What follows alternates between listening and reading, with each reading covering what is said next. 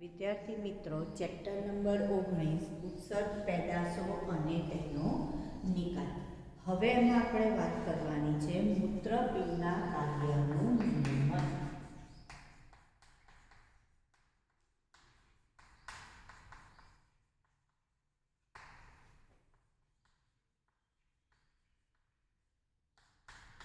તો જેમ આપણે વાત કરી ગયા હતા કે હૃદયના કાર્યનું નિયમન તો એ ગાંઠ પેશી દ્વારા એટલે કે ચેતા અને સ્નાયુ પેશી દ્વારા થાય, બરાબર. તો એવી રીતના મૂત્ર નિર્માણની ક્રિયા, તો એમાં આપણે જોયું કે મૂત્ર ત્યાગની જે પ્રક્રિયા છે તો એમાં પણ સ્વયંવર્તી ચેતાતંત્ર ભાગ ભજવે છે. જ્યારે આપણે શ્વસનની વાત કરીએ તો એમાં પણ ચેતાતંત્ર લંબમજ્જાના કેન્દ્રો શ્વસનની પ્રક્રિયા સાથે સંકળાયેલા હોય. તો હવે જ્યારે આપણે મૂત્રપિંડના કાર્યનું નિયમનની વાત કરીએ તો એમાં જે મૂત્રપિંડ છે એ મૂત્રપિંડના કાર્યનું નિયમન કરવા માટે કયા કયા ભાગ અથવા કયા કયા અંગો જોડાયેલા હોય છે અથવા કયા અંગો દ્વારા નિયમન થશે. તો પહેલું છે હાઇપોથેલેમસ. કયો ભાગ છે? હાઇપોથેલેમસ, જે મગજમાં આવેલો ભાગ છે. અને આ ભાગ બધા જ જે આપણે પિચ્યુટરી ગ્રંથિ કહીએ છીએ એને સ્ત્રાવ કરવા માટે ઉત્તેજિત કરે છે, બરાબર. હાઇપોથેલેમસ તો બધી ગ્રંથિઓ જે છે આપણા શરીરમાં એ ગ્રંથિના સ્ત્રાવનું નિયમન પિચ્યુટરી કરે, અને એ પિચ્યુટરીને સ્ત્રાવ કરવા કોણ પ્રેરે છે? તો કે હાઇપોથેલેમસ પ્રેરે છે. તો પહેલું છે હાઇપોથેલેમસ. બીજું છે JGA.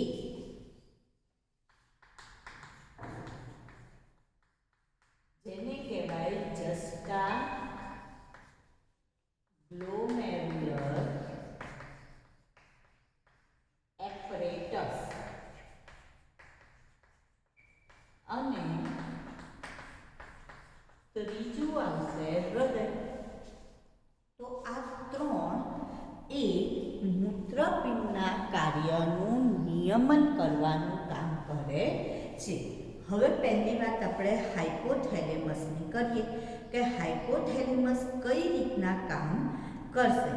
તો સૌથી પહેલાં એવું કહે છે કે આપણા શરીરની અંદર જે દેહજળ છે અથવા તો જે રુધિર છે એ રુધિરમાં દેહજળમાં આયોનિક સાંદ્રતામાં જ્યારે પણ ફેરફાર થાય ત્યારે કેટલાક રિસેપ્ટર્સ છે, બરાબર, આશ્રુતિ ગ્રાહકો છે કે જે આ નોંધ લેતા હોય છે કે ભાઈ રુધિરની અંદર અથવા તો દેહજળની અંદર આયોનિક સંતુલનમાં ફેરફાર થયેલો છે અથવા સાંદ્રતામાં ફેરફાર થયેલો છે.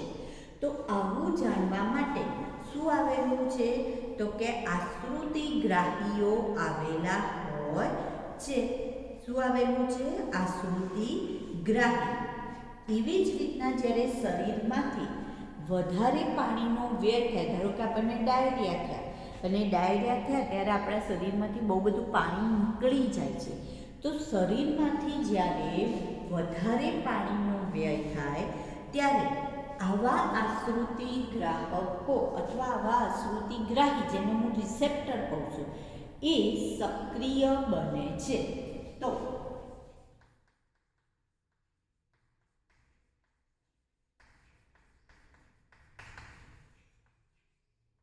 જ્યારે પાણીનો વધુ પડતો વ્યય થાય ત્યારે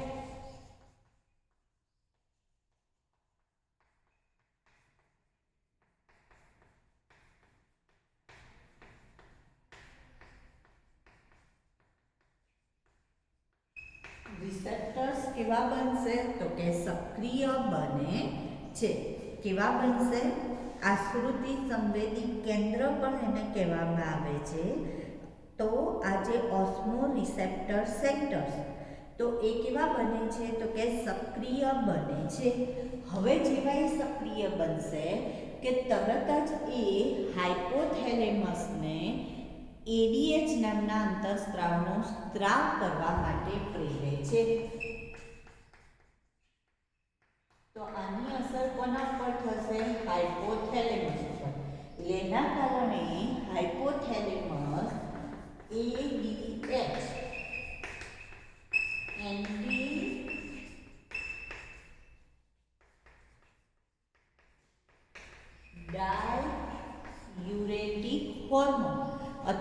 એને વાસોપ્રેસિન તરીકે પણ ઓળખવામાં આવે છે. તો એવા અંતઃસ્ત્રાવનો, આ એક અંતઃસ્ત્રાવ છે, તો એવા અંતઃસ્ત્રાવનો સ્ત્રાવ કરાવડાવે છે. એનો શું કરાવડાવશે? ADH નો સ્ત્રાવ કરાવડાવશે.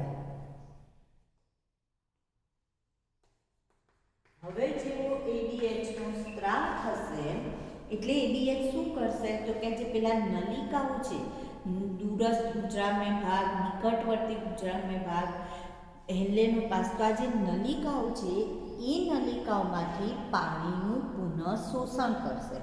નલિકાઓમાંથી શું કરશે? પાણીનું પુનઃ શોષણ. કેમ? કારણ કે જ્યારે રુધિર ગળાઈ ગયું ત્યારે શું થયું? તો કે પાણી ખાસું બધું ગાળણમાં જતું રહ્યું. તો હવે પાણી શરીરમાં ઘટી ગયું છે, તો એ પાણી પાછું મેળવવા માટે પહેલાં શું કરશે? પાણીનું પુનઃ શોષણ કરી લેશે, કે પાણીને બહાર નથી નીકળવાનું શરીરને, એટલે પાણી એમાંથી ગાળણમાંથી શું કરે છે? ખેંચી લે છે. એટલે પાણીનું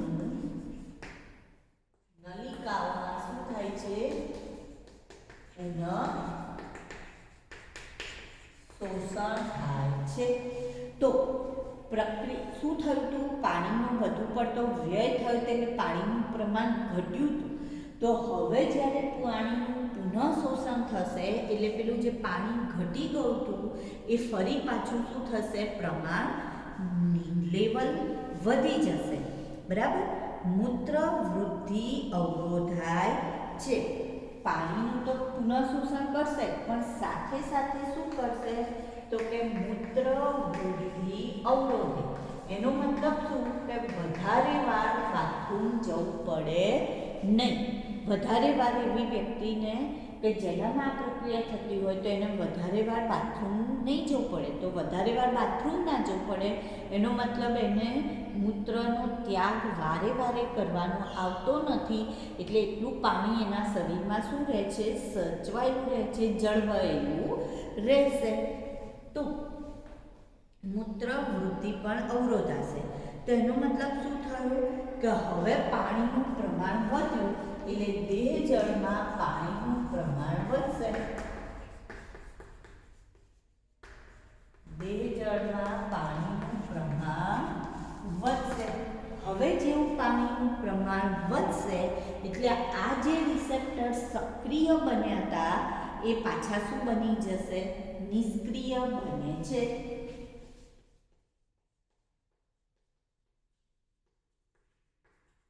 પાણી ઓછું હતું એટલે સક્રિય બન્યા, પણ પાણી વધારે આવી ગયું એટલે કેવા બની ગયા? નિષ્ક્રિય. હવે જો એ નિષ્ક્રિય બની જાય તો સક્રિય બન્યા હતા તો ADH નું સ્ત્રાવ કરાવે. હવે નિષ્ક્રિય બનશે તો ADH નું સ્ત્રાવ કરાવશે કે રોકશે? તો રોકે છે. એટલે ADH નું સ્ત્રાવ અટકે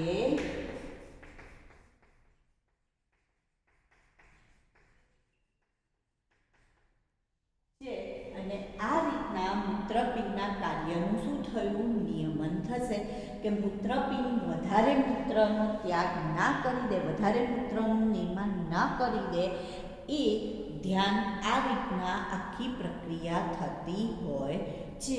બરાબર? તો પાણીનો જો વધુ પડતો વ્યય થાય તો જે આશ્રુતિગ્રાહીઓ છે એને રિસેપ્ટર કહીએ છીએ, કેવા બની જશે? સક્રિય. સક્રિય બનવાના કારણે કોના ઉપર અસર કરશે? હાઇપોથેલેમસ, જેના કારણે ADH નો સ્ત્રાવ, એન્ટી ડાયયુરેટિક હોર્મોન, જેને વાસોપ્રેસિન તરીકે પણ ઓળખવામાં આવે છે, એનો સ્ત્રાવ થશે. પાણીનું નલિકાઓમાં પુનઃ શોષણ થશે. મૂત્ર વૃદ્ધિ અટકી એટલે દેહ જળમાં પાણીનું પ્રમાણ વધી ગયું. પાણી વધી ગયું તો પેલા જે રિસેપ્ટર્સ સક્રિય બન્યા હતા એ નિષ્ક્રિય બનશે. નિષ્ક્રિય બને એટલે ADH નું સ્ત્રાવ અટકે છે. અને આ રીતના મૂત્રપિંડના કાર્યનું નિયમન કયો ભાગ કરે છે? તો કે હાઇપોથેલેમસ કરે છે. હવે બીજી વાત કરીએ આપણે જસ્ટાગ્લોમેરુલર એપરેટસની વાત કરીએ.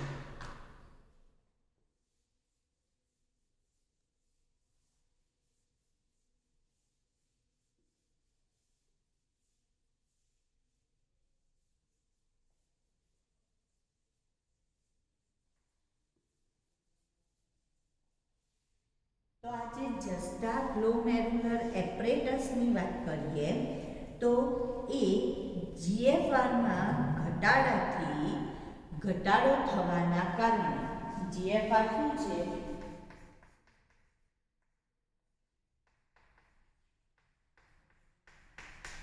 ગ્લોમેરુલર ફિલ્ટ્રેશન રેટ અથવા તો રુધિર કેશિકા ગુચ્છ ગાળણ દર, જે પ્રતિ મિનિટ જે ગાળણનો જથ્થો તૈયાર થાય એ ગાળણના દરને આપણે શું કહીએ છીએ? ગ્લોમેરુલર ફિલ્ટ્રેશન રેટ.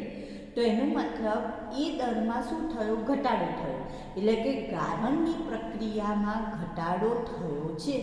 તો જ્યારે ગાળણની પ્રક્રિયામાં ઘટાડો થાય ત્યારે જીજી કોષો સક્રિય બને છે. જસ્ટા ગ્લોમેરુલર કોષ શું બનશે? સક્રિય બને છે. અને એ સક્રિય બનતા રેનિન મુક્ત કરે છે. આ સક્રિય બને એટલે શું મુક્ત કરે? રેનિન. આ રેનિન એ રુધિરમાં રહેલા એન્જીઓટેન્સિનોજનને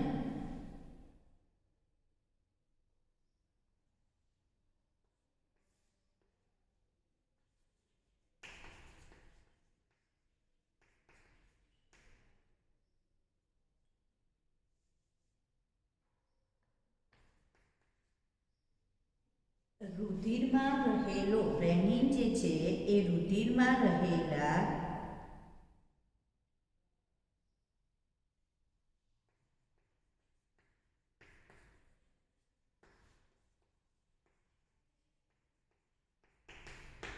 એન્ટીઓટેન્સિનોજન એને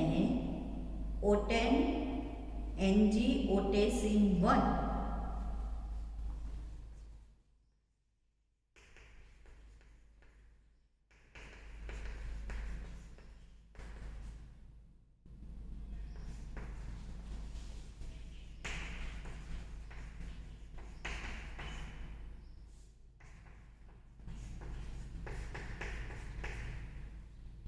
અને ત્યારબાદ એન્ટીઓટેન્સિન 2 માં ફેરવે છે.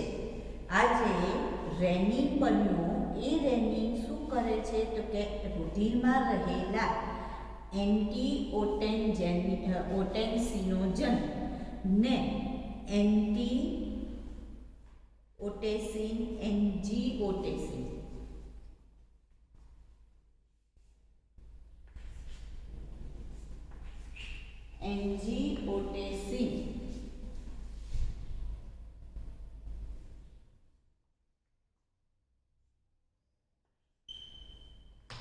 જો પહેલા જીએફઆરમાં શું થયો? ઘટાડો થયો. તો જીજી કોષ શું બન્યા? સક્રિય બન્યા. જેવા એ સક્રિય બનશે કે તરત જ રેનિનનો સ્ત્રાવ કરશે. આ રેનિન એ રુધિરમાં રહેલા એન્જીઓટેન્સિનોજનને એન્જીઓટેન્સિન અને N1 અને એન્જીઓટેન્સિન 2 માં ફેરવે છે. હવે આ જે એન્જીઓટેન્સિન 2 છે એ શું કામ કરશે? તો કે રુધિર વાહિનીનું સંકોચન કરે છે. આ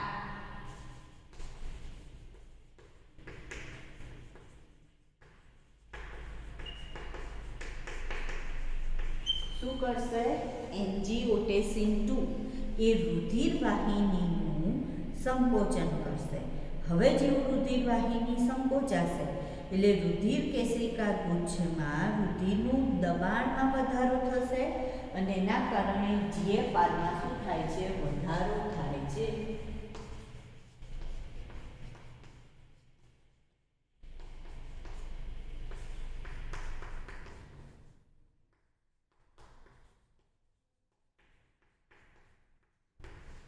રુધિર દાબ વધશે અને દબાણ વધશે, કેમ કે રુધિર વાહિનીઓ સંકોચાય એટલે ઓછી જગ્યામાંથી વધારે રુધિરને જવાનું થાય એટલે શું કરશે? દબાણ. ધારો કે એક જ દરવાજો હોય ને એમાંથી એવું એનાઉન્સ થાય કે ભાઈ કોઈ થિયેટર છે ને ત્યાં એવું એનાઉન્સ થયું કે હવે અહીંયા બોમ્બ મૂકેલો છે, તો બધા એક જ દરવાજેથી બહાર નીકળવા પ્રયત્ન કરે તો શું થશે? ધક્કામુક્કી થઈ જશે. બરાબર. તો તો એવી જ રીતના અહીંયા શું થયું, તો રુધિરવાહિની સંકોચાઈ ગઈ અને એમાંથી જ રુધિરને વહન પામવાનું છે, એટલે દબાણપૂર્વક રુધિર વહન પામશે. તો એ દબાણના કારણે જીએફઆરમાં શું થાય છે, વધારો થાય છે. તો જ્યારે ઘટાડો થયો તો જે કોષ સક્રિય બન્યા. હવે જીએફઆરમાં વધારો થયો એટલે આજે પેલા સક્રિય બનેલા કોષ હતા એ ફરી પાછા કેવા બની જશે, નિષ્ક્રિય બને છે. બરાબર. એવી જ રીતના જે એન્જીઓટેન્સિન 2 છે એ એડ્રિનલ બાહ્યકને આલ્ડોસ્ટેરોન મુક્ત કરવા માટે પણ ઉત્તેજિત કરે છે.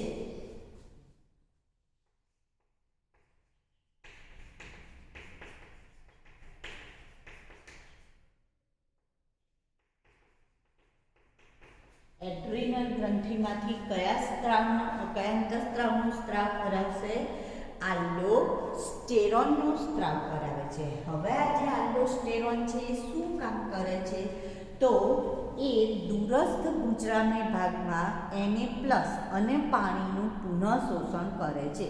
તો જ્યારે આપણે વાત કરી હતી, જ્યારે દૂરસ્થ ગુંજરામય ભાગમાં, ત્યારે આપણે કહ્યું હતું શરતી પુનઃશોષણ. તો શરતી પુનઃશોષણ એટલે શું, તો કે જો આલ્ડોસ્ટેરોનનો સ્ત્રાવ થાય તો જ Na+ અને આનું પાણીનું પુનઃશોષણ થાય, નહીતર એ કામ થતું નથી. માટે ત્યાં શબ્દ શું હતો કે શરતી એ કામ કરે છે. એટલે એન્જીઓટેન્સિન બને તો જ આલ્ડોસ્ટેરોનનો સ્ત્રાવ થાય અને તો જ Na+ અને પાણીનું પુનઃશોષણ કરવાનું કામ થશે. તો આવી રીતના આ પ્રક્રિયા થતી હોય છે. બરાબર. તો જે રુધિર દબાણ અને જીએફઆરમાં શું કરશે, વધારો કરે છે. તો આવી રીતના જે પ્રક્રિયા થાય છે એને પ્રતિપોષી ક્રિયાવિધિ કહેવાય. જો બંને ક્રિયાવિધિમાં આપણે જોયું, પહેલામાં પણ આપણે જોયું કે શું થતું હતું, તો પહેલામાં આપણે જોયું કે પાણીનો જે વ્યય થયો એટલે ઘટાડો થયો, એના કારણે હાઇપોથેલેમસમાંથી સ્ત્રાવ થાય છે. રિસેપ્ટર સક્રિય બની સ્ત્રાવ કરશે, પણ જેવું પાણી વધશે એટલે રિસેપ્ટર કેવા બની ગયા, નિષ્ક્રિય બની ગયા. એવી જ રીતના અહીંયા જે કોષ સક્રિય બન્યા હતા એ જ્યારે જીએફઆરમાં વધારો થશે એટલે પાછા કેવા બની જશે, નિષ્ક્રિય બની જશે. તો આવી રીતના પોતાના જ દ્વારા જે નિયમન થતું હોય તો એને પ્રતિપોષી નિયમન કહેવાય. એનું મતલબ એનું પ્રમાણ વધે તો પ્રક્રિયા થાય, પ્રમાણ ઘટે તો પ્રક્રિયા અટકી જાય. એટલે એને શું કહેવાય, પ્રતિપોષી નિયમન તરીકે ઓળખવામાં આવે. અને હવે જો આપણે હૃદયની વાત કરીએ તો હૃદય એ એટ્રિયલ નાટ્રિયુરેટિક ફેક્ટર ઉત્પન્ન કરે છે.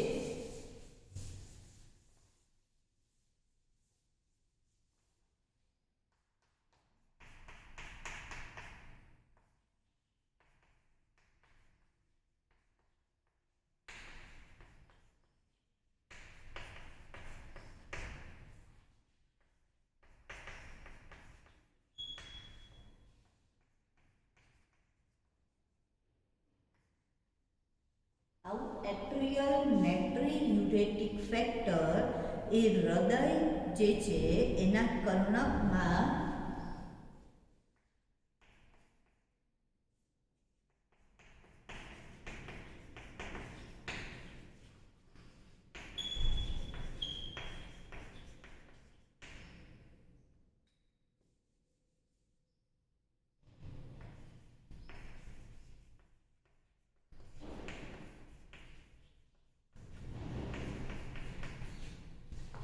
જ્યારે હૃદયના કર્ણકોમાં રુધિર પ્રવાહ વધી જાય ત્યારે ENFનો સ્ત્રાવ થાય, એટ્રિયલ નાટ્રિયુરેટિક ફેક્ટરનો સ્ત્રાવ થશે. હવે આ જે છે એ શું કામ કરશે, તો કે એ રુધિર વાહિનીનું વિસ્તરણ પ્રેરવાનું કામ કરે છે. તો આમાં આપણે આવું રીતના લખીએ. ચલો,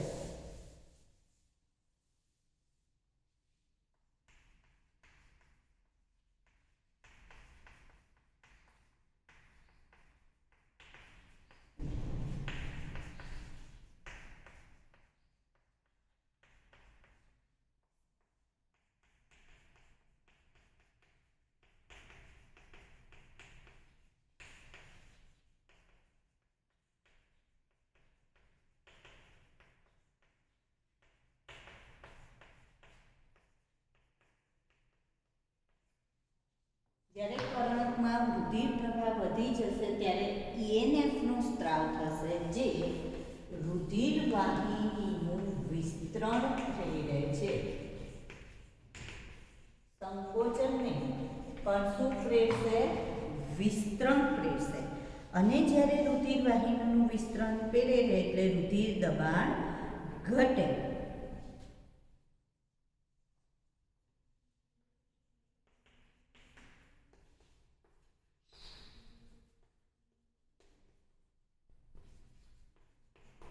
અને રુધિર દબાણ ઘટશે તો જે પેલું રેનિન વાળું જે હતું કે રેનિન એન્જીઓટેન્સિનમાં રુધિર દાબ વધી ગયો તો એના પર એનું નિયંત્રણ કરવાનું કામ આ હૃદય કરશે. તો રેનિન એન્જીઓટેન્સિનનું નિયમન કરશે, કારણ કે એમાં રુધિર દાબ શું થયો તો? વધી ગયો તો અહીંયા આ રુધિર દાબ ઘટાડવાનું કામ કરે છે. બરાબર, આ શું કરશે? રુધિર દાબ ઘટાડે છે. તો આવી રીતના હૃદય એની સાથે સંકળાયેલું છે. તો હાઇપોથેલેમસ, જસ્ટાગ્લોમેરુલર એપરેટસ અને ત્રીજું હૃદય, ત્રણેય ભેગા મળીને શું કામ કરે છે? તો કે મૂત્રપિંડના કાર્યનું નિયમન કરે છે. હવે જે આપણે ઉત્સર્જનની પ્રક્રિયા કહીએ છીએ એમાં શરીરના બીજા અંગો, આપણે કહું કે મૂત્રપિંડ ઉત્સર્જન સાથે સંકળાયેલું છે, પણ એના સિવાય બીજા અંગો પણ મદદરૂપ થતા હોય છે. તો કયા અંગો મદદરૂપ થશે? જે શરીરના બીજા અંગો છે જે ઉત્સર્જનમાં મદદરૂપ થાય છે, તો કયા અંગો ઉત્સર્જનમાં મદદરૂપ થશે?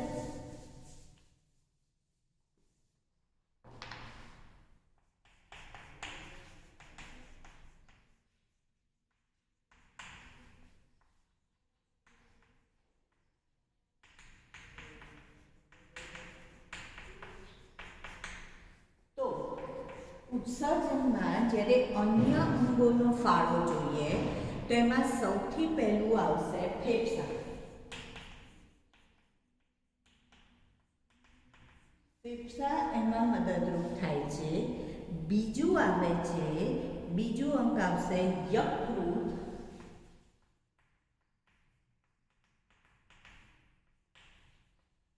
અને ત્રીજું અંગ આવશે ત્વચા. હવે આપણે જોઈએ કે ફેફસા કઈ રીતના ઉત્સર્જનમાં મદદરૂપ થશે. તો જ્યારે કોષીય શ્વસન થાય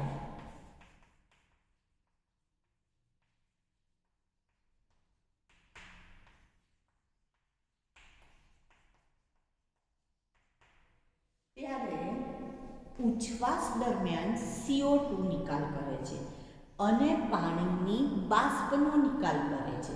તો એના દ્વારા ઉત્સર્જનની પ્રક્રિયા કરે છે. આપણે સૌથી પહેલું જ્યારે લેક્ચર આનું જોયું હતું આમાં આપણે વાત કરી ગયા હતા કે ઉત્સર્ગ પદાર્થો કયા કયા છે. તો એમાં નાઇટ્રોજનયુક્ત ઉત્સર્ગ પદાર્થ યુરિયા, એમોનિયા અને યુરિક એસિડની તો વાત કરી હતી, પણ જોડે જોડે આપણે વાત કરી હતી કે CO2 પણ ઉત્સર્ગ પદાર્થ છે. પાણી પણ આપણે ઉત્સર્ગ પદાર્થમાં એના લિસ્ટમાં લીધું હતું આપણે પાણી. બરાબર, તો CO2નો નિકાલ, પાણીનો નિકાલ કયા પ્રક્રિયામાં થાય? તો કે કોષીય શ્વસનમાં, ઉચ્છ્વાસમાં ફેફસા દ્વારા CO2 અને પાણીની બાષ્પનો નિકાલ થાય છે. તો 18 લીટર CO2 દિવસ દરમિયાન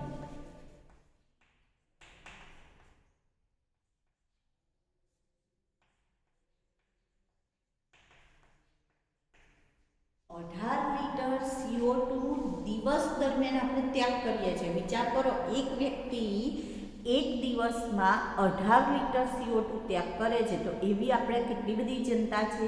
130 કરોડ. એટલા લોકો દિવસ દરમિયાન કેટલો CO2 ત્યાગ કરે તો મલ્ટીપ્લાય બાય 18 કરી દો, એટલો CO2 ત્યાગ કરે. હવે જો વૃક્ષો નહીં હોય તો CO2નું પ્રમાણ કેટલું વધતું જશે? કારણ કે વૃક્ષો શું કરે છે તો કે એ CO2 ગ્રહણ કરી લે છે, એટલે CO2 નું પ્રમાણ એટલું બધું વધતું નથી. તો એટલા માટે એમ કે વૃક્ષો હોવા જોઈએ. અને 400 ml પાણીની બાષ્પ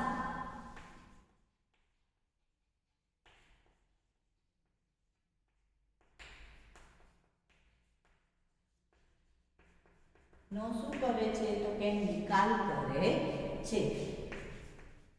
તો આ ફેફસા દ્વારા થતું ઉત્સર્જનની વાત કરી આપણે.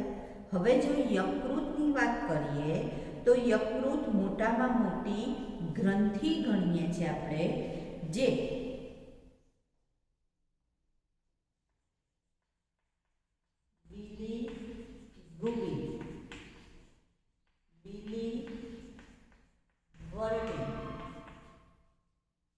પછી કોલેસ્ટેરોલ,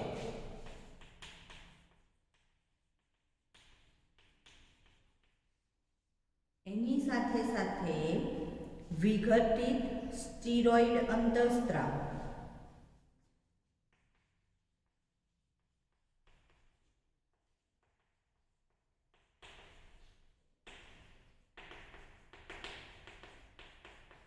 કેટલાક ઔષધો, પછી કેટલાક વિટામિન,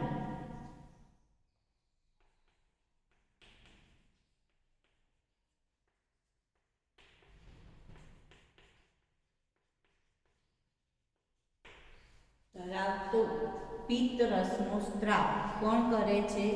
યકૃત. અને આ જે પિત્તરસ હોય છે એ પિત્તરસ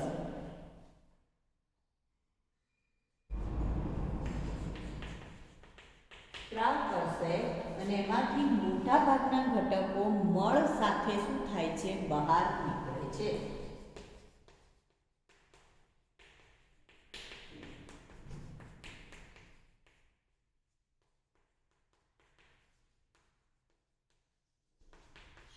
મોટાભાગના ઘટકો મળ સાથે શું થશે? ઉત્સર્જિત થઈ જશે. એટલે મળની સાથે એનો ત્યાગ થાય છે. આ જે છે એ બધું પિત્તરસનું બંધારણ છે. આમાંથી મોટાભાગના ઘટકો કોની જોડે નીકળી જાય છે?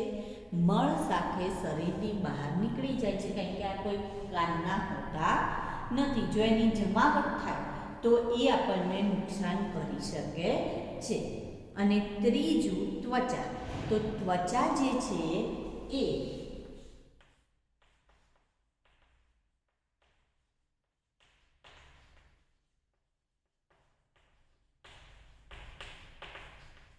સ્નિગ્ધ ગ્રંથિ અને પ્રસ્વેદ ગ્રંથિ ધરાવે છે. હવે આ જે પ્રસ્વેદ ગ્રંથિ છે એનો મતલબ શું? તો કે જે પરસેવો કરવા માટે જવાબદાર છે. શેના માટે જવાબદાર છે? પરસેવો ઉત્પન્ન કરવા. હવે એમાંથી જ્યારે પરસેવો થાય તો પરસેવા સ્વરૂપે ઉત્સર્ગ દ્રવ્યનો નિકાલ થાય અને શરીરનું તાપમાન કેવું રહે છે? તો કે ઠંડુ રાખે છે.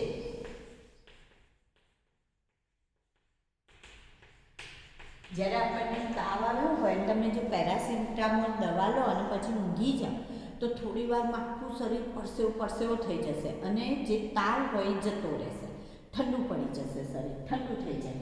બરાબર? તો પરસેવા સ્વરૂપે ઉત્સર્ગ દ્રવ્યનો નિકાલ થાય છે અને શરીરનું તાપમાન જાળવી રાખે છે અથવા તો ઠંડુ રાખે છે. તો આ પરસેવાનું બંધારણ જોઈએ તો પરસેવામાં શું હોય છે? તો પરસેવામાં દ્રાવ્ય NaCl, એટલે ખારો લાગે ને પરસેવો. બરાબર? શું હોય છે પરસેવાની અંદર? દ્રાવ્ય NaCl છે. પછી ગ્લુકોઝ છે, એટલે ખટ મીઠું લાગે છે. લેક્ટિક એસિડ ની અંદર શું છે? લેક્ટિક એસિડ છે. કેટલાક એમિનો એસિડ પણ એની અંદર હોય છે. અને યુરિયા છે. યુરિયા અને એમિનો એસિડ કેટલાક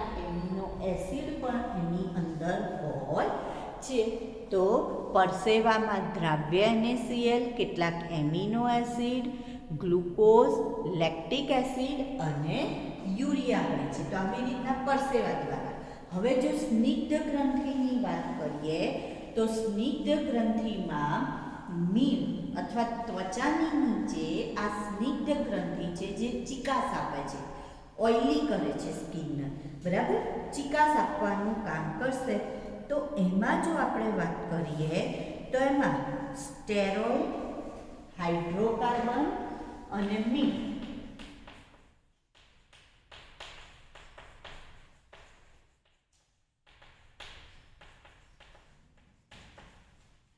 આને જે સંયુક્ત રીતે સીબમ તરીકે ઓળખીએ છીએ આપણે. શેના તરીકે ઓળખીશું? સીબમ. અને સીબમના સ્વરૂપે સીબમ શબ્દ વાપરેલો છે એને, અને સીબમ સ્વરૂપે આપણે શું કરીએ છીએ તો કે આપણે કચરાનો શરીરની બહાર નિકાલ કરીએ છીએ. કચરાનો શું કરીએ છીએ? શરીરની બહાર નિકાલ કરીએ છીએ. એવી જ રીતના આપણી જે લાળ છે એ લાળ પણ નાઇટ્રોજનયુક્ત પદાર્થોનો નિકાલ કરે છે. આપણે રાત્રે ઊંઘી ગયા હોઈએ અને ઘણી વખતે મોઢામાંથી લાળ નીકળેલી હોય, ચીકણું ચીકણું લાગે, તો એ લાળમાં પણ નાઇટ્રોજનયુક્ત ઉત્સર્ગ દ્રવ્યો હોય છે. તો ઉત્સર્જનમાં અન્ય અંગોનો ફાળો, એના વિશેની આપણે વાત કરી.